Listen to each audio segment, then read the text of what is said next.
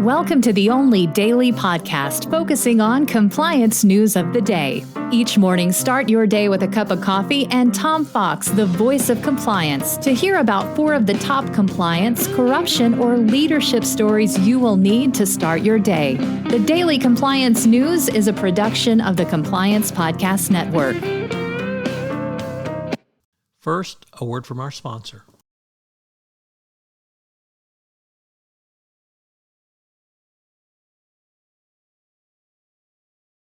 The Daily Compliance News for May 25, 2022, the $2,465 an hour edition.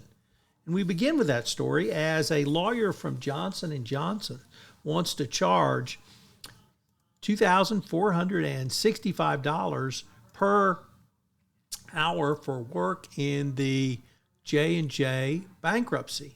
So for those of you who thought FCPA lawyers' fees were high, this is just beyond belief. This is higher than even his other partners.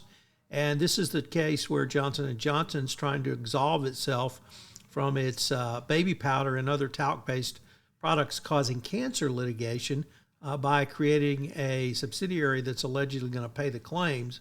Of course, that's always problematic. But one of the J&J lawyers wants to have essentially the highest hourly fee ever charged, a new industry high. So good luck with that. Next up, presenteeism. That is being at the office. And in the United Kingdom, according to an article in the Financial Times, leaders are really pushing to get workers back in the office, saying that, of course, they never say it, but the whole issue is control. But they want people back in the office because they think they have greater productivity. Of course, you don't have greater productivity the 2 hours a day you're commuting, but bosses don't care about that. They only care about you sitting at your desk, smiling like you're in the 3rd grade. So, it's going to be interesting to see how that plays out. It's obviously a matter of some controversy here in the United States, and more enlightened companies have clearly seen that they can get more out of their workers with remote workforces. So our next story comes to us from Harry Casson over at the FCPABlog.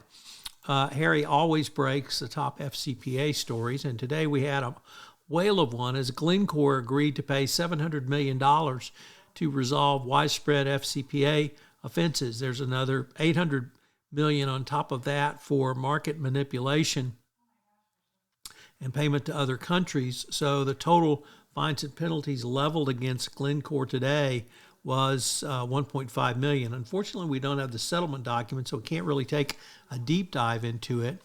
But this was a long-standing, well-organized bribery scheme run by Glencore, and they have pled guilty.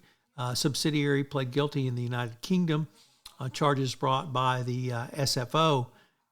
So major investigation is settled, and a huge FCPA fine, or a bigger total fine, but a big FCPA fine. Our final story comes to us from Era Nicodemus, reporting in Compliance Week that BNY Mellon was fined $1.5 million for lying about its ESG disclosures.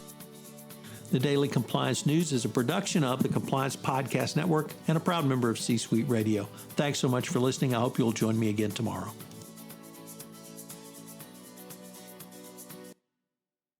This podcast is a part of the C-Suite Radio Network.